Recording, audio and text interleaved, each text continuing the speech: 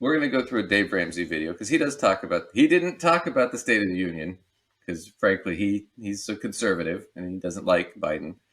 And Biden nailed the State of the Union, so that would just be embarrassing for him. But what he does talk about is they did the Secure Act 2.0, or the Secure 2.0 Act is what it's called. Anyway, the deal about this was this was a bipartisan bill that passed, and it's changed a lot about how retirement savings and retirement accounts work. And we're going to go through some of this together. We're probably going to, oddly enough, agree with Ramsey on a lot of this stuff for the first time in this show's history. We're not going to totally agree, but we'll probably generally agree because this is pretty good just in general for the average person. So we're going to break precedent and actually try to be nice. So here we go. You ready, Lace? Yep. All right. Yep. I'm going to move them quicker. Well, in the twilight, as 2022 is coming to a close, Congress passed a massive spending bill, of course, because that's what you should do if you're in Congress. And but the good news is, as a part of that, they also passed what is appropriately called the Secure Act of 2022, 2.0. So what is the Secure Act 2.0? Well, it changes a bunch of things in your retirement and a couple of things in your student loans as well. And a good blog at RamseySolutions.com right now. Very good detail on this, unpacked. If you want to get in there and really look at it and plug around. I think we post those blogs on Facebook. No, skip his blog. It was not that good. Oh, and look at it in detail. But for those of you that don't make it over the blog, let's hit the highlights. Yeah, there's a ton in here that really help a lot of people with their retirement. I mean, Secure Act stands for Setting Every Community Up for Retirement Enhancement. So kudos to the marketing team that got to create that little acronym there. Yeah, well, good luck with that part. But anyway, it's good. It's good updates. It's some things that needed to happen. Yeah, so starting with required minimum distributions. You'll hear these called RMDs. The age is rising to 73 instead of 72, which means you have an extra year without the government tapping you to get some of their cash. Yeah, required minimum distributions are your 401k, your Roth, or your not Roth, your. Okay, so this one I think is like the least important one, but I can see where they're excited about it because most of their viewers are probably in their 60s anyway. So required minimum distribution, basically if you have a 401k or a retirement account of any type, right, an IRA, whatever, 403b, 457, blah, blah, blah. When you're 70 and a half, what happens is the government says, okay, you're 70 and a half, your life expectancy is going to be whatever, 86. So however many months you have, we assume you have left to live on the chart, right? On the life expectancy chart, we're going to take that number of months, we're going to divide the amount you have by those number of months, and you have to take that out every month of that account. We're requiring you. That's your minimum distribution you got to take every month. And the reason that they do that is because they don't want you holding that money forever, right? And giving it to your kids and stuff. They want you to take it out and pay tax. Uncle Sam's got his hand out, man. Right. Well, it's about taxes. That's exactly what it's about. Yeah. Right. And that's where he got confused. With the Roths, it's not, they do the required minimum distributions on the Roths, but they're actually taking that away now because it's pointless that you've already paid tax. But there are some issues I have with that. But in this case, I mean, yeah, they're just so you can get your taxes. Well, now they're saying, well, instead of whatever it is, 71 and a half years old, you can wait till 73. Right. For certain people, I think it's 72 this year, and then it's going to go up next year and whatever. So that's fine. That's good for people that don't need it. It doesn't really affect middle class and lower income people because most of those are already taking money out of those accounts every month. So it doesn't really affect them. This really is only a benefit if you're rich. And even then, it's not that big of a benefit because they're still going to take the number of months they assume you have left to live. You're just going to have a bigger RMD when you're 73. So it doesn't really change much. The one that it does change is with the Roth. They're not going to require it at all, which if you're rich means you can put all your money in you can put a bunch of money into a Roth, right, account. And then you never have to cash that out. You can just let that ride and leave it to your kids. And basically it's tax-free estate. So not a great thing in my view. There should be some tax, but oh well, it is what it is. But Honestly, most of you, this is not going to affect in any way, shape, or form. So I don't know why they begin with it, other than I'm sure most of the people they're talking to are upper middle class. That this, will probably give a shit.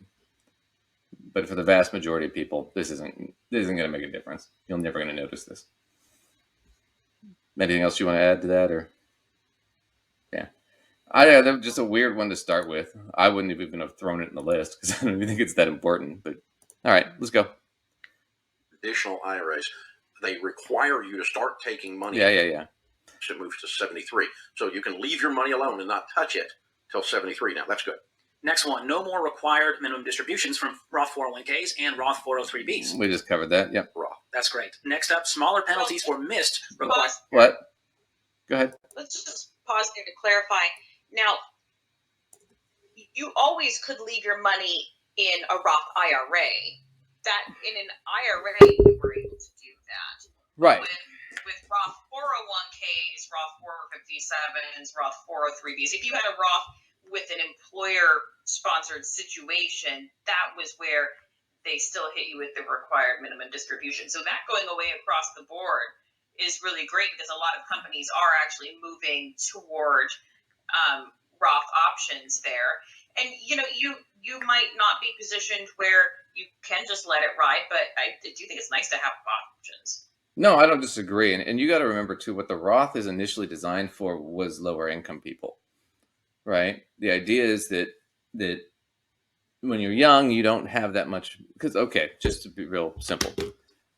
If I make the same amount of money my whole life, if I'm 18 and all of a sudden, let's say I make 100,000, and that's what I make every year for the rest of my life, right?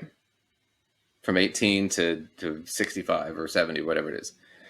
If I make that and I put it in a Roth or a traditional, the taxes will be the same either way. Even though in a traditional, I don't pay the tax till I pull it out. In a Roth, I pay the tax up front. It'll be identical, the amount I'll pay in tax. That's why it's set up that way. The idea, though, is that if you're making a lower tax bracket when you're young and you expect that you'll make more later, the idea is to get you to start saving when you're younger, and you can go ahead and save and pay the taxes up front while you're at the lower tax bracket. And then when you get to the higher tax bracket, in your mid-30s or 40s or whatever it is, then you go to a traditional account and don't pay the taxes, because when you're older, you'll be in a lower tax bracket because you won't be making any money. You'll just be taking money out. So the idea is to strategize the tax on this. Now, what ended up happening, though, is that with the Roth, yeah, it's great if you're lower income. You should be doing a Roth and pay the tax now, right? Because then later when you're older, you'll probably be at a higher tax bracket, right? So that was the idea behind it. Now, what ends up happening is I'm really rich, right? I want to convert my money into a Roth if I can, because when I take money out of a Roth, it's not taxable. None of it is. Not even the growth. As we're on a traditional, the growth is all taxable, right? So if I want to leave money to my kids or something, and I can dump a bunch of it into a Roth and convert it, then that's a tax-free account I can leave to my kids at any point,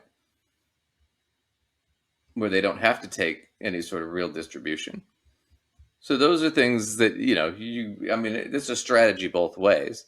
The strategy they're thinking of is not so much the sort of loophole the rich can kind of use, but the more of this is important for middle to lower income people. We want to encourage them to be able to do this and not have to worry about it and not have to stress about minimum distributions or anything later.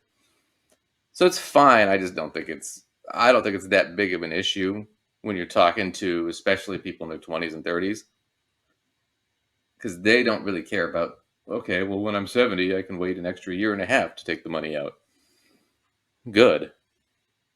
Tell me that in 50 years when it fucking applies, right? Yeah, they don't care right now. So I think it's just kind of a weird thing to open up, but it's interesting. Too much about it. But my point is that I think it's nice to have options, and not. I mean, if there's less requirements on what you do with it, and you have more options with, maybe you have to take it, maybe you don't, because maybe you're at a lower income because you're a teacher or something. but you've got a pension, and you actually maybe you're fine on between your pension and your Social Security, and you were sticking this money in a Roth 401k or 403b or 457, depending on, and you were like, actually kind of good for now, so having the option to just let it sit there, I can see scenarios like that because my day job is as a teacher, and I work with a lot of teachers, and while they don't make tons of money, we do have a Roth option. Yeah. And so if they're putting money in there, that's giving them some choices, which is cool. No, absolutely. But it's something more of your financial advisor, planner would know more about and think about. Not something that I think Right. the average person should be ultra concerned with. So